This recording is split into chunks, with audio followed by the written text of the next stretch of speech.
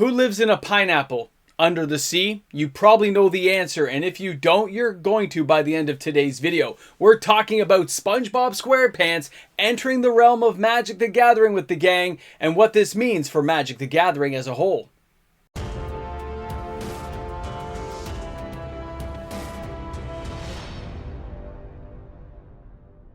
How do you start out a video talking about a sponge who lives in Bikini Bottom working for a crab, owning a shop that makes burgers with an arch nemesis named Plankton, and somewhere there's a squirrel who visits him under the sea? It's almost as if I know exactly what they're talking about for this secret lair, and I think that's the point. Welcome back, everyone. MTG Moxman here. Thank you again for hanging out with me for another exciting episode of What's Going On Out There, people? How do you start today's video talking about SpongeBob SquarePants? We knew it was coming. When the cards got shown, I kind of looked at them, and then I started to realize what exactly Wizards of the Coast is trying to get home about. Allow me to explain. Later on in today's video, I will share the cards with you in case you haven't seen them yet, but let's get through this talking point.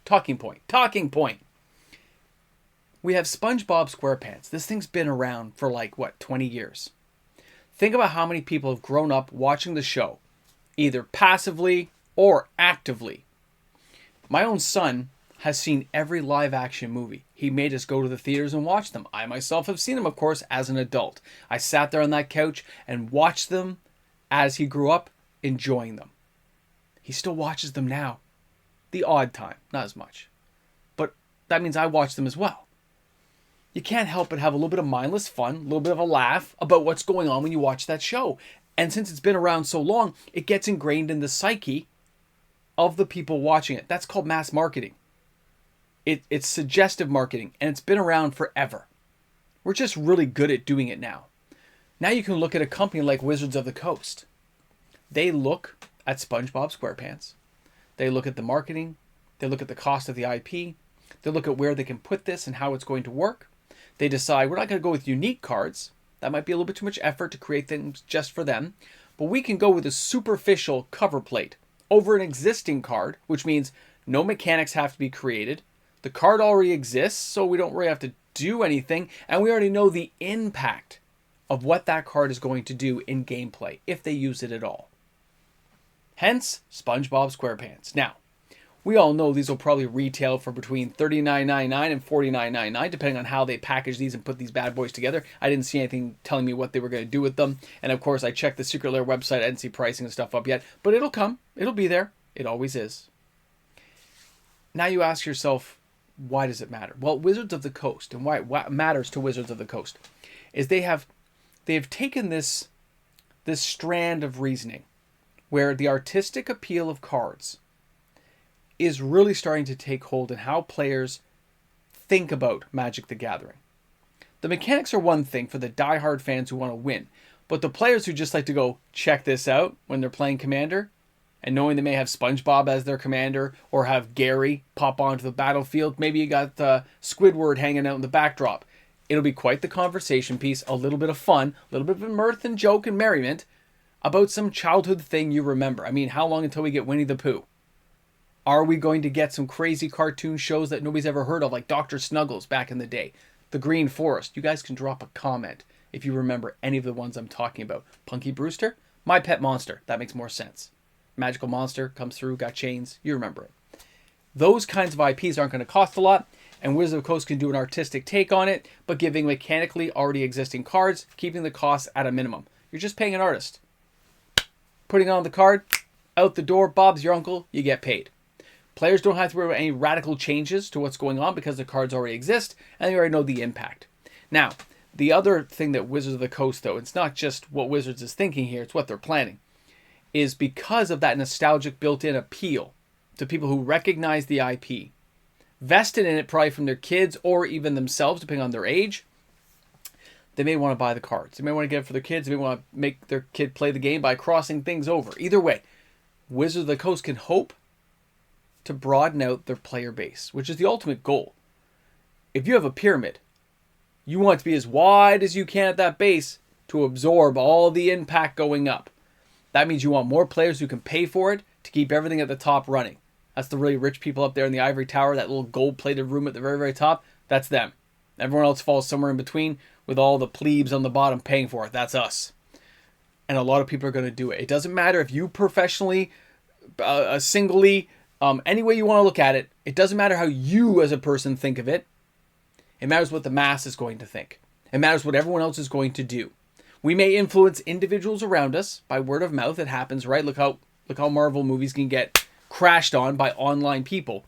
But it doesn't always translate into Magic the Gathering because we're so individualistic in how we play in our pods and our groups that a lot of people just don't care. I'll do what I want. You can do what you want. You want to play with those? You play with those. You want to play with these? I'll play with these. It's very, very almost separated but together. It's like you're all in the same room playing with small groups of people, but you're not playing together and chatting together about it. You may gander over to see what's going on, but you're still paying attention to your table. And that's where things can get a little bit crazy, a little bit fun, a little bit exciting when these kinds of secret layers come along, because it's going to come and it's going to go.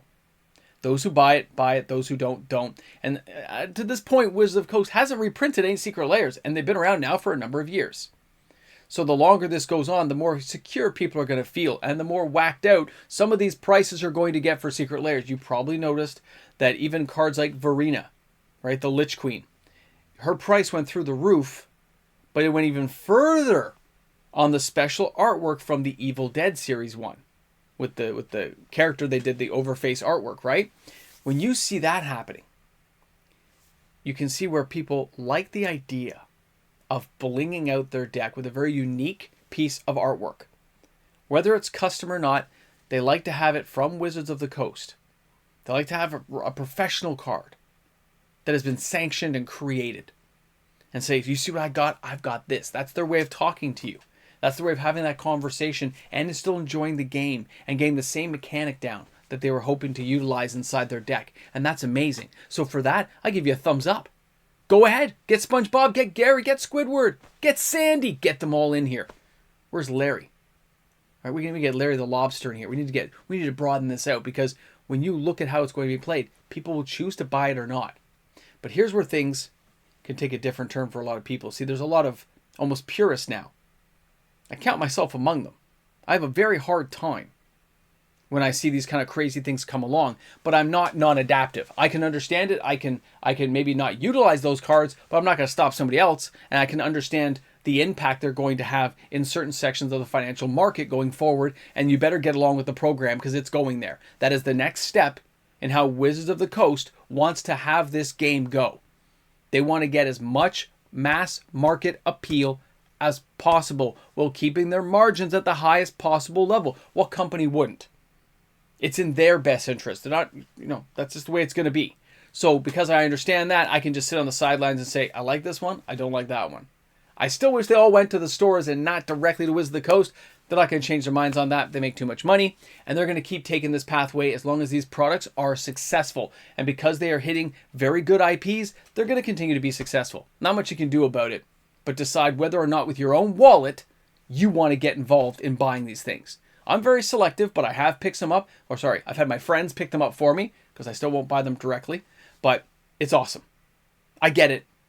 And if Minimox says to buy that SpongeBob one, it's coming to my house. I'm going to find a way to get it. Now, let's take a look at some of these cards. Let me just shift over here so you guys can see. I got to lean back a little bit because I put big images here. So here we have Patrick Star. Barktooth Warbeard, right out of Legends, guys. A 6/5 for 7, and look at the little flavor text. I don't get it. It's amazing, guys. If you guys ever seen Patrick in the show, he is kind of like a bull. He can do crazy stuff. That kind of fits him. I'm good with that card. Now our next one, Squidward, the sarcastic snob, and he's what do you call it? Grazilix, the Lithid Scholar, and that's from the D&D set. I look at that and say, yeah, that kind of fits him. Legendary creature horror. I'm good with that for your neighbor. Our next card, Gary the Snail. Now, I can't tell you how many times Toxrill killed me inside of Arena and at Standard. This card's a powerful card, and the fact you have Gary there as a slug horror makes perfect sense. Do you get how they've done this? They've made it appeal to also certain tribal themes, and it gets better, guys. Check this out. We also have SpongeBob SquarePants. Amazing. He's a 5/5 for 5 because he's Joe to the Unifier. Don't you get it? The power of friendship. He's nice to everybody and eventually gets everyone on board and on side. Maybe not all the time, but for periods of time, he does connect everyone together. That's SpongeBob. It makes perfect sense. Scary as that sounds, the fact I know that. Now, our next card. All right, let's take a look at Plankton. The Tiny Tyrant. Love it. Awesome. Fits with the character. I wish they'd chosen a different card personally. I went to college. Great flavor text.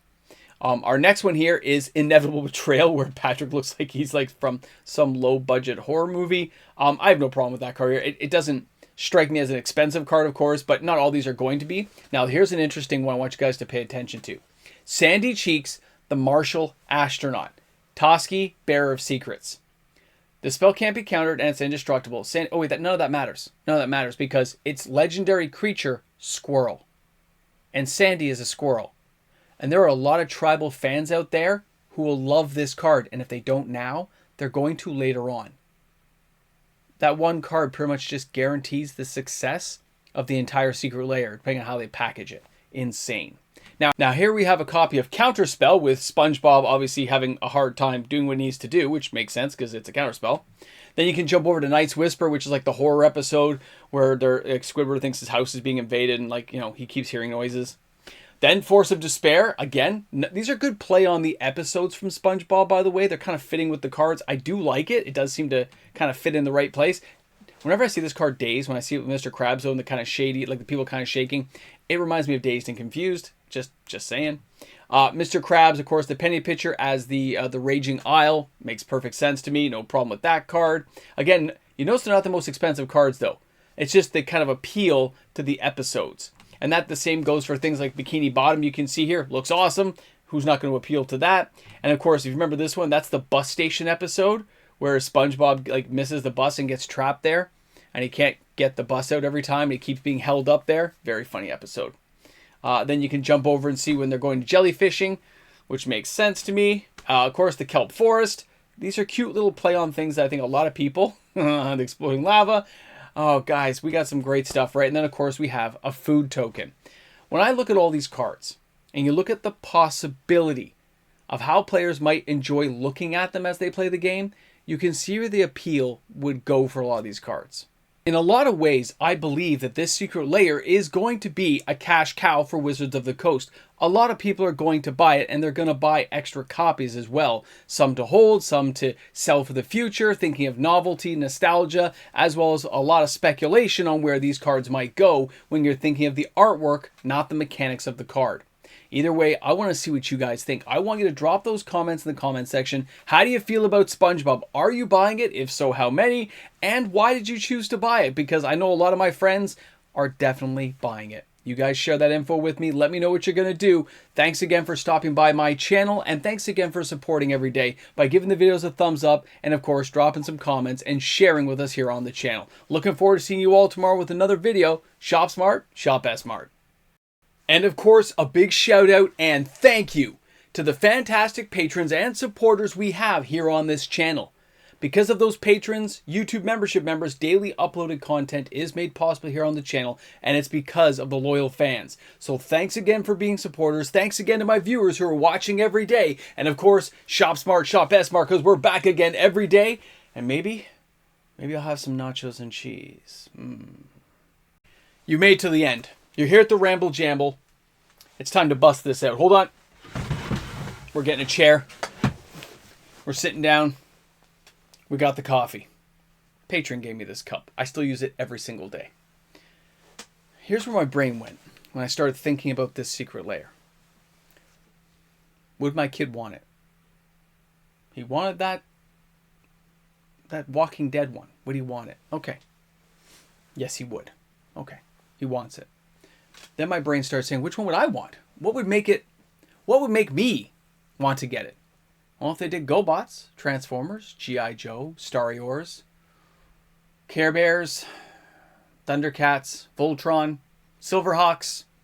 You see where I'm going with this, right? He-Man, Rock Lords.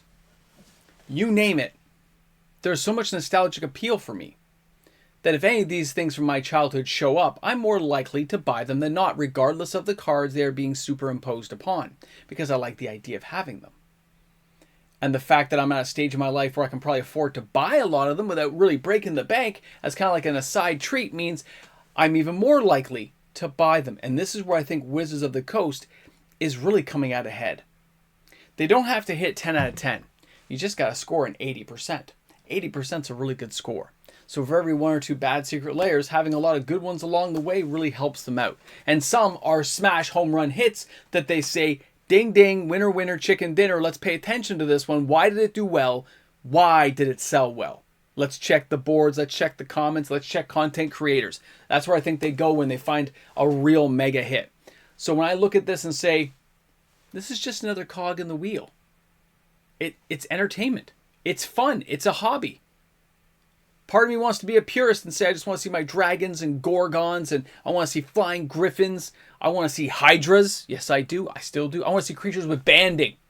Give me more moxes, Jasper. Either way, so much going on. I can't be negative. I just want to play. I just want to get out there and have a good time. And if I have to face off against SpongeBob, I hope I get an Atari version with Joust. I get a flying ostrich to come just whip him down, man. That's what I'm asking for, Wizards of the Coast. Get in. If you're going to go all the way. Let's see how this plays out. Guys, thanks again for hanging out. This Ramble Jamble is brought to you by, apparently, the guys who live at Bikini Bottom. See you guys soon. Who lives in a pineapple under the sea.